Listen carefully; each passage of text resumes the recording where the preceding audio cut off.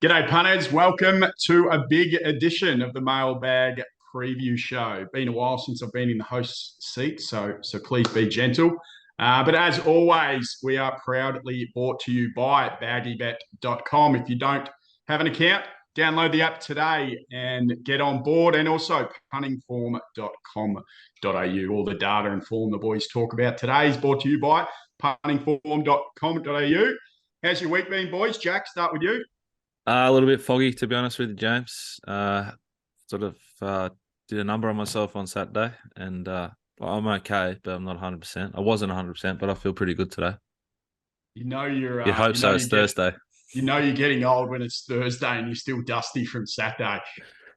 Yeah, well, I behaved myself really, really well, and I think Shane would attest to that on the Gold Coast, but I didn't on Saturday night. Shane, how is it up there? It's bloody hot, I hear. You got the singlet, rocking the basketball singlet today is interesting. Looks like I'm going to a Festival. looks like I'm going to a music festival, doesn't it? Bucket hat, singlet. Presets or something. Looks like I'm a bit short on the fake tan too. Shit, my arms are white.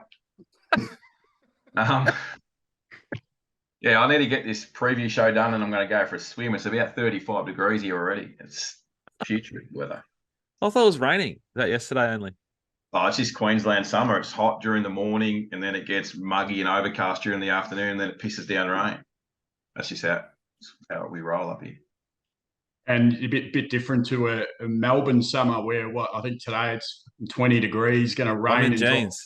Yeah, and it's going to rain and drop to 11 degrees later on this afternoon. So, GL. All right, well, before we get stuck into the races, we will do a little segment brought to you by Mailbag Bloodstock. Now, before we get stuck in, we do have the open day out at Jesus Medgoods Stables on Sunday, at 10 a.m.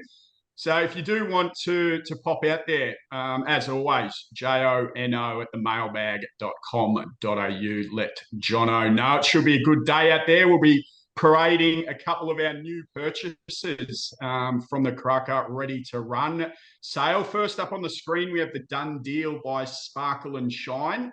Jack, talk to me. Why did we purchase this Done Deal?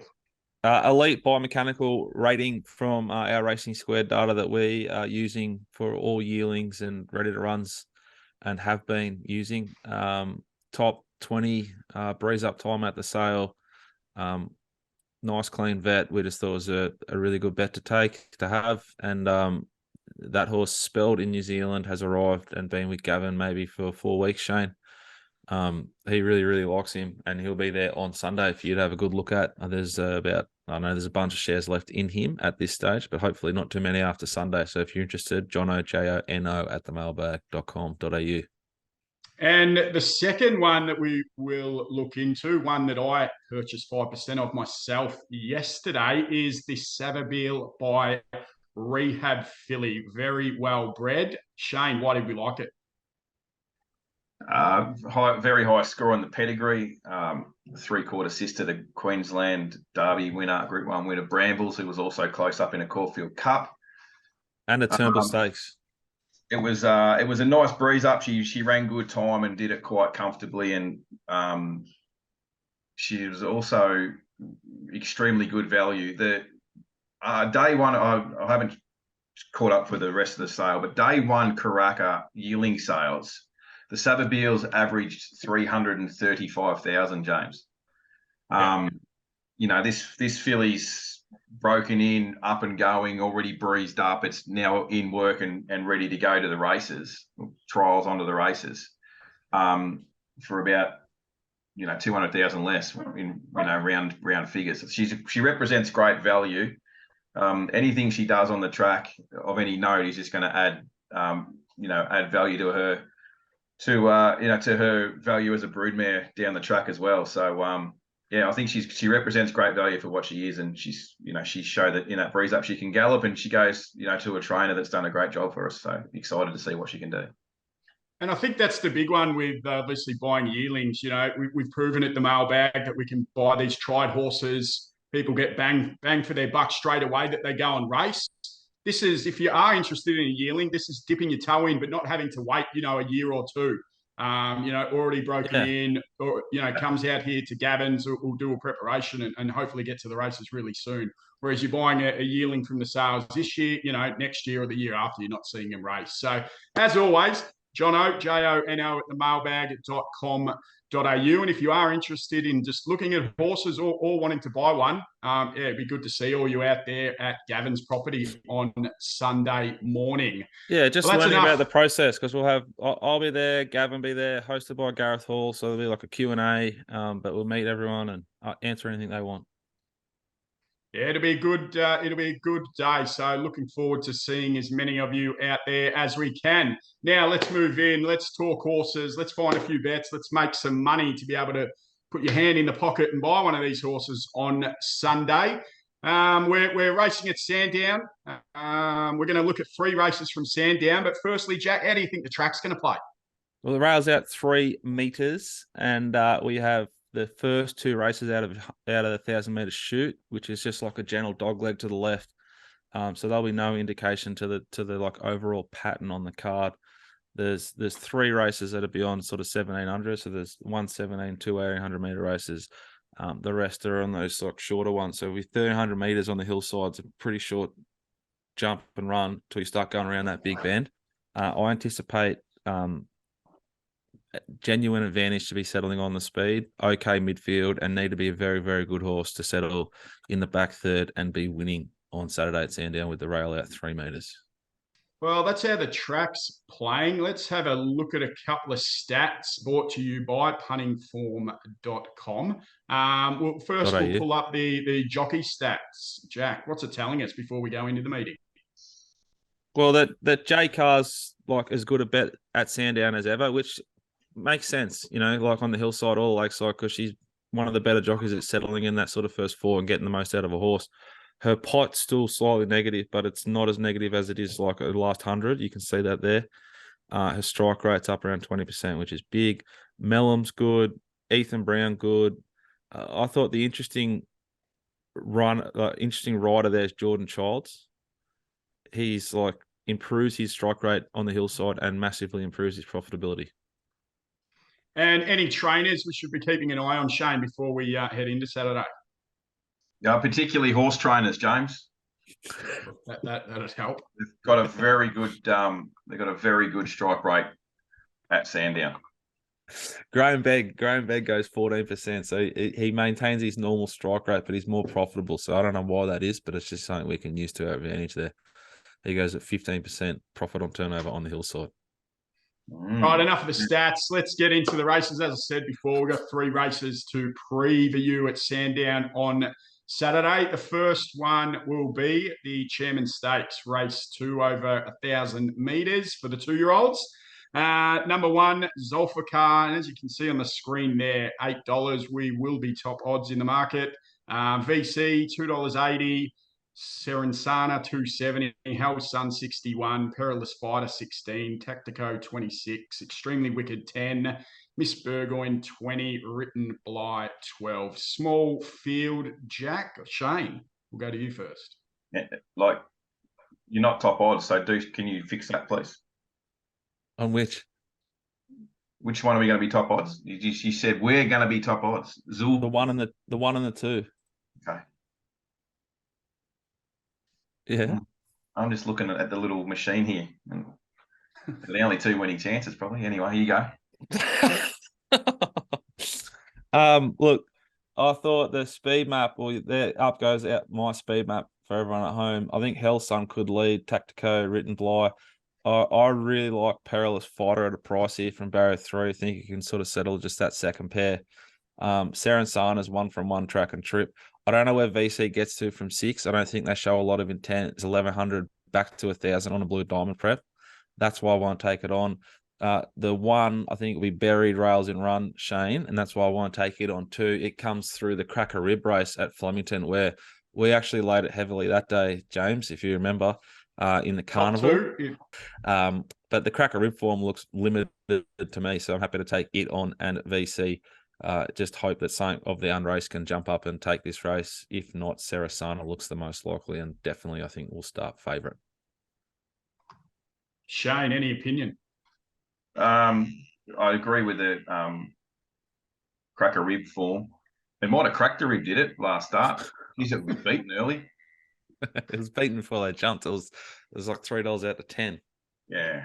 Anyway, yeah. I mean, obviously, there is an art in trying to understand preparations here, because, as Jack mentioned, there is a big prize money race just around the corner that these horses will be getting ready for. So watch market.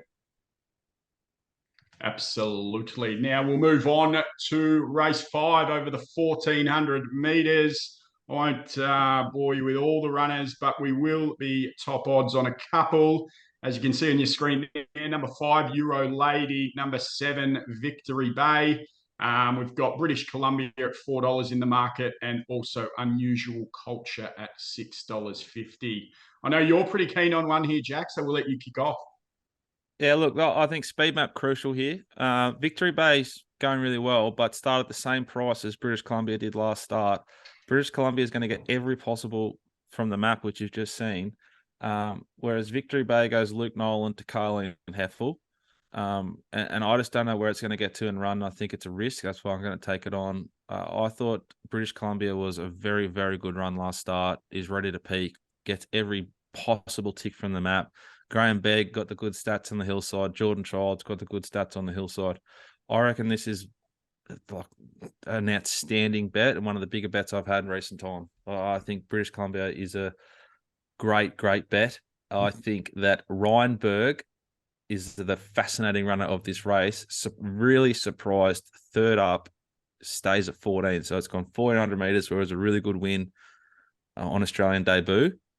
Then it stayed at 1,400, got knocked off by Nunthorpe, and now it stays at 1,400 again. I don't get it, but I think the horse is capable of winning. I would much prefer to have seen it over 600 metres third up. So as you heard it there, punters Jack, very, very keen on British Columbia. Shane, I know you're sort of keen on one at the value. Why can that win? Well, just because it's like a better horse than the others. I thought this horse ran really well last time. It sort of looked the winner for a stride. I'm not sure whether, I can't remember exactly where. I think I was doing a betting thing. Magic Millions Day, it was washed out, I think, was it, from memory? Yeah. And we're talking horse number 1, number 1 here, punters. Super Razi. I think the mailbag service might have been on British Columbia, or someone might have been tipping it as well last start, and I just thought there wasn't a lot between them, and I just thought the price differential was too big. I'm happy to be on at $10 Super Razi versus British Columbia at $4 or $4.20, whatever it is around the place. Didn't think there's a lot between them, and there's too big a gap in the market. There we go. Jack, very keen. British Columbia. Shane, with a bit of value. Super Razi, number 1 there in race 5. And the last race we are going to preview today is Sandown race 7 over 1,300 metres, Group 3. Exalidia, $10. Vespertine, $7.50. We've got Rose Quartz at $4.40. In the market also, Road to Arataki, $5. L.A. Rich, $7. And Snapped, $4. Jack, talk to me. Matilda, Diamonds in the Sky, Forbidden City, Sonora, Boss Queen form. The speed in this race, Passio, Rose Quartz, Watch Me Dance, and Exalita sort of next pair. I don't know where they get to on snaps. I think you have to anticipate midfield just worse. Barrier 6 is not awful. And I think the form in the SPs is really, really good here. I think this is the race where you need to sort of hold your bullets and be ready to fire. If you see like a change of tactics, or you see and you believe the track's racing that's going to suit sort of midfield or worse and run on, which could happen. I don't think it will. That's why I'm not betting yet. But I think Snap's a very, very easy bet. And if Rote to Arataki gets out, which I think it has to just with the map and the draw, it's certainly a big hope, just the maps against it. I found the race extremely hard to form a strong opinion in just off the map and the likely pattern. So that's why I'm just going to wait and see how this track races. And if it is on pace, then I'm going to look to build a position maybe around Forbidden City. Nice. And Shane, any thoughts on the 1300 metre here? Very simple. It's very simple. M Cartwright to M Zara. Put the glasses down. They rode to beat Cartwright in Sydney. The rival jockeys rode against him, and they made him look like a C-grade jockey that he is.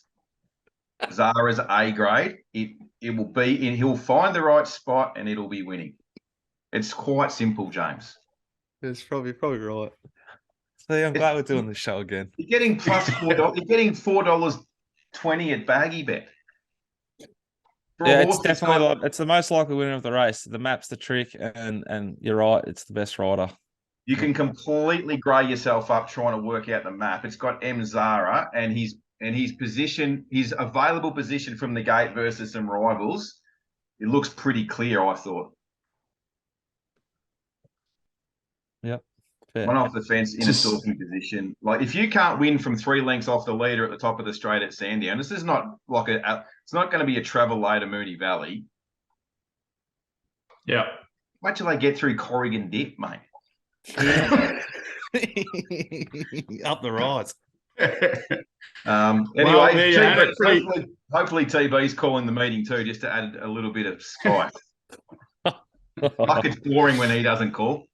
Oh yeah, it's so racing's greatest asset. Yeah, yeah. I know Matt Hill watches this show, and Matty, if you are calling Sandown Saturday, I dare you to declare one at the 300. Go on, son. Go on. He has been in good form, TB. Well, there you heard it there. Pretty simple from Shane Bunners. Jack a bit grade up from the race, but the jockey switched to Zara, and Shane thinks snapped is a good thing there in race 7. Yeah, so good, Zara. He rides about 3 months of the year, and the other 9 months he spends in like Ibiza or somewhere. Like, he's just the best. In bucket hats and singlets. He's probably a gun. He's a complete gun.